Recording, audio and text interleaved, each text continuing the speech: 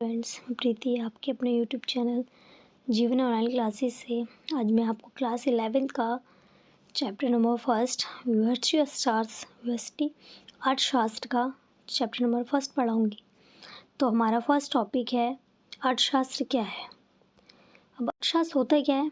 अर्थशास्त्र वो होता है, इसमें हम क्या पढ़ते हैं अर्थशास्त्र में? अर्थशास्त्र है क्या? अर्थशास्त्र वो है जब हमारे पास साधन क्या होते हैं, दुर्लभ होते हैं और उसके प्रयोग क्या आते हैं, कई सारे होते हैं। उसका अध्ययन करना, वही पढ़ना हमारा अर्थशास्त्र कहलाता है। अब दुर्लभ साधन क्या हैं? दुर्लभ वो होते हैं जो सीमित होते हैं, जो कभी भी जल्दी ख़त्म हो सकते हैं, वो दुर्लभ है। मान लीजिए आप मार्केट जाते हैं और आप 20 रुपये ही हैं आपके पास उस वक्त। वहाँ आपको 2 पेन पसंद आते हैं, जो एक 10 का है और एक 20 का है। अब आपको दोनों ही लेने हैं, लेकिन पैसे तो आपके पास 20 रुपये ही हैं। तो उस वक्त आते हैं आपके पास चयन की समस्या कि आप वो 10 वाला पेन लें या 20 वाला पेन लें। अब दो में से एक ही तो ले पाएंगे, क्योंकि आपके पास 20 ही रुपये हैं। इसीलिए तब आती है आपके पास चयन की समस्या। और साधन क्या है आपके पास? दुर्लभ, यानी कि 20 रुपये ही है आपके पास। 20 रुपये से ज़्यादा तो आप ले नहीं सकते हैं। तो जब 20 रुपये की चीज़ एक ही आप ले सकते हैं, तो हमारे क्या हुए, सीमित साधन आपके पास यहाँ पे 2 चीज़ें हैं, लेकिन आप ले ही एक ही सकते हैं। इसीलिए आप जानते हैं, इंसान जो हम हैं, हमारी इच्छाएं कभी ख़त्म नहीं होती हैं। चाहे कितने भी धनी से धनी हो, जैसे जैसे हमारी सैलरी बढ़ती है वैसे वैसे हमारी इच्छाएं भी बढ़ती है। तो इसीलिए साधन तो लेकिन सीमित ही है ना, साधन तो नहीं बढ़ते हैं, हमारी इच्छाएं बढ़ती हैं। तो उन सीमित साधन यानी कि दुर्लभ संसाधनों में हम अपने वैकल्पिक प्रयोग का कैसे इस्तेमाल करें, वो सब किसमें पढ़ते हैं? अर्थशास्त्र में ही हम पढ़ते हैं। हमारी जो समस्याएं आती हैं वो सब हम अर्थशास्त्र में पढ़ते हैं। दुर्लभ संसाधनों के इष्टतम प्रयोग का इस प्रकार अध्ययन करते हैं कि व्यष्टि स्तर पर लाभ अधिक हो सके और समष्टि स्तर पर हमारा आर्थिक लाभ, यानी कि व्यष्टि स्तर पे हमारा जो लाभ है वो अधिक हो जाए और समष्टि पर आर्थिक लाभ। अब व्यष्टि और समष्टि क्या है, ये हम नेक्स्ट में पढ़ेंगे।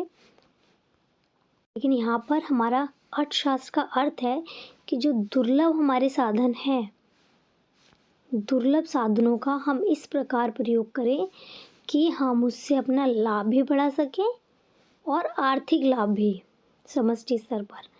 बस ये हमारा अर्थशास्त्र कहलाता है। अब देखते हैं हम व्यष्टि और समष्टि में अंतर। व्यष्टि अर्थशास्त्र और समष्टि अर्थशास्त्र क्या है हमारा? जो व्यष्टि अर्थशास्त्र है हमारी छोटी आर्थिक इकाइयों का अध्ययन करता है, और समष्टि वहीं संपूर्ण स्तर पर हमारा संपूर्ण स्तर पर आर्थिक मुद्दों से संबंधित होता है ये हमारा। तो व्यष्टि जो है हमारा, ये क्या करता है? एक व्यक्ति, एक व्यक्तिगत फर्म, एक व्यक्तिगत गृहस्थ या एक व्यक्तिगत उपभोक्ता, इसकी बातें करता है हमारा व्यष्टि अर्थशास्त्र। समष्टि जो है वो हमारा संपूर्ण अर्थव्यवस्था की बातें करता है।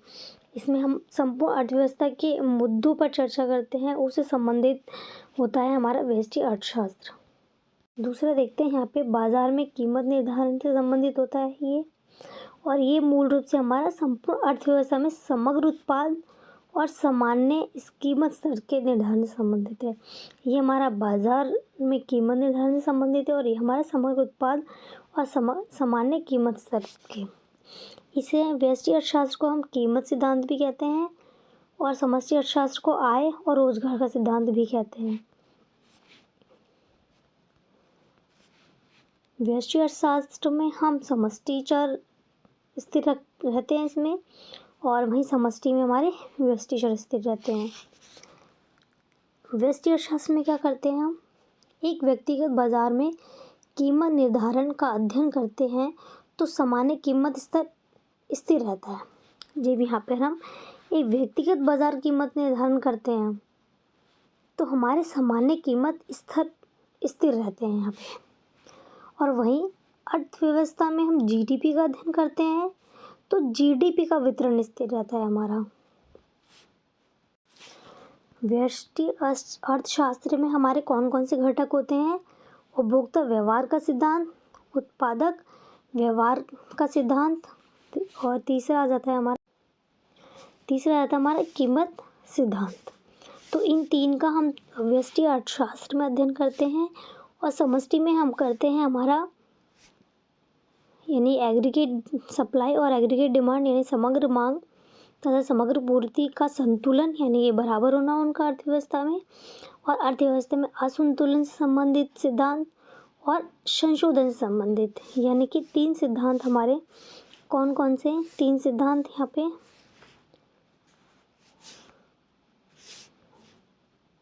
पहले अर्थव्यवस्था में संतुलन और फिर असंतुलन जो है और संशोधन, तीनों का अध्ययन करते हैं हम व्यष्टि समष्टि अर्थशास्त्र में।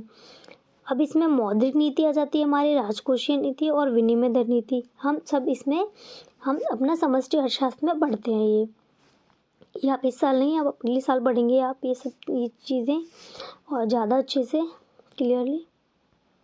तो ये था आपका डिफरेंस समष्टि अर्थशास्त्र और व्यष्टि अर्थशास्त्र के में। अब देखते हैं हम नेक्स्ट। अब हम पढ़ेंगे वास्तविक अर्थशास्त्र और आदर्शात्मक अर्थशास्त्र। अब वास्तविक क्या है हमारा, इसमें हम किस मुद्दों की बातें करते हैं, यह भूत, वर्तमान और भविष्य, इन मुद्दों से संबंधित होता है हमारा वास्तविक अर्थशास्त्र। वहीं आदर्शात्मक में चले देखें हम, तो हमारा आदर्शात्मक क्या करता है, आर्थिक मुद्दे और आर्थिक समस्याओं पर अर्थशास्त्रियों के विचार से संबंधित है। देखिए यहाँ पर हम मुद्दे इन मुद्दों से संबंधित है, लेकिन यहाँ पर ये विचारों से संबंधित है। अर्थशास्त्रियों के आर्थिक मुद्दे और आर्थिक समस्याओं पर क्या विचार हैं वो हम आदर्शात्मक अर्थशास्त्र में पढ़ते हैं। इसमें हम क्या था, क्या है, क्या होगा से संबंधित बातें करते हैं, मतलब उसका अध्ययन करते हैं, संबंधित है पढ़ते हैं हम वास्तविक अर्थशास्त्र में। लेकिन यहाँ पर क्या होना चाहिए इससे संबंधित, क्योंकि विचार हैं ये, तो जो मुद्दे आए हैं हमारे सामने उन पर अर्थशास्त्रियों के क्या विचार हैं और उन समस्याओं पर हम क्या करें, क्या होना चाहिए उसकी जगह पर, तो वो हम पढ़ते हैं आदर्शात्मक अर्थशास्त्र में। जो हमारे वास्तविक अर्थशास्त्र हैं ये सदैव सत्य नहीं होते, इनके जो कथन है वो सदैव सत्य नहीं होते हैं। इसमें जो आदर्शात्मक में आ जाए हम, तो ये इन कथनों को सत्य तथा असत्य नहीं कहा जा सकता कि ये सत्य हैं ये असत्य हैं, ये नहीं कह सकते। ये सत्य व असत्य हो सकते हैं, सत्य भी हो सकते हैं असत्य भी हो सकते हैं, यह केवल विचार दर्शाते हैं। अगर मैं इसका एक उदाहरण समझाऊँ आपको, तो मान लीजिए इसमें वास्तविक में मैं कहूँ कि हमारे भारत में कि पुरुष यानी कि शिशु पुरुष होते हैं, बच्चे हैं, उनकी हत्या ज़्यादा होती है, लड़कों की हत्या ज़्यादा होती है लड़कियों से। तो ये सत्य है या नहीं है, हमें भी पता है कि हमारे यहाँ पर भारत में लड़कियों को जन्म में ही भ्रूण हत्या कर दी जाती है। तो इसीलिए इसको तथ्य को जांचा जा सकता है और जांच के पता लगाया जा सकता है कि ऐसा सत्य है या नहीं है। तो ये सत्य भी हो सकते हैं, असत्य भी हो सकते हैं। और अगर आदर्शात्मक में अर्थशास्त्र में हम कहें कि केवल लड़कियों को ही उच्च शिक्षा देनी चाहिए, लड़कों को नहीं, या लड़कों को ही उच्च शिक्षा देनी चाहिए, लड़कियों को नहीं, तो ये सत्य है या असत्य है ये नहीं कहेंगे। इसमें ये केवल विचार हैं और इन विचारों पर चर्चा की जा सकती है इसको आगे बढ़ाने के लिए कि हाँ लड़कियों को उच्च शिक्षा देनी चाहिए या लड़कों को उच्च शिक्षा देनी चाहिए। हालांकि दोनों के लिए ही उच्च शिक्षा ज़रूरी है, ये एक विचार है, लेकिन इन कथनों को जांचा नहीं जा सकता, ये विचार है। इसीलिए वास्तविक अर्थशास्त्र में कथन मूल्यांकन निहित नहीं होते, इसमें मूल्यांकन निहित नहीं होते हैं, ये मूल्यांकन निहित होते हैं। तो ये हमारा था वास्तविक और आदर्शात्मक अर्थशास्त्र। ये वास्तविक में होते हैं, इनको जांच के हम सही है गलत है या नहीं है इसको हम पता लगा सकते हैं, लेकिन आदर्शात्मक में नहीं, क्योंकि ये विचार है। किसी ने कुछ बात कह दी, अब वो उसको करना है या नहीं करना है, उसको क्या करना चाहिए, बस इस पे चर्चा होती है यहाँ पे आदर्शात्मक में। ये था हमारा डिफरेंस वास्तविक और आदर्शात्मक अर्थशास्त्र में। अगला टॉपिक है हमारा अर्थव्यवस्था क्या है। अब अर्थव्यवस्था क्या होती है हमारी, अर्थव्यवस्था उस व्यवस्था को कहते हैं जिसके द्वारा एक क्षेत्र के लोग अपनी आजीविका अर्जित करते हैं।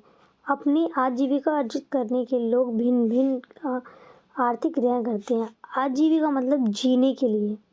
अब जीने के लिए लोग अलग अलग तरीके के काम करते हैं। तो जो भी वो काम कर रहे हैं, जो क्रियाएं कर रहे हैं, वो जीने के लिए, अपनी आय को अर्जित करने के लिए, इनकम के लिए, कि जिससे वो अपना खाना गुजारा घर चला सकें, उसके लिए। तो वो हमारा क्या है, वो हमारी अर्थव्यवस्था ही है।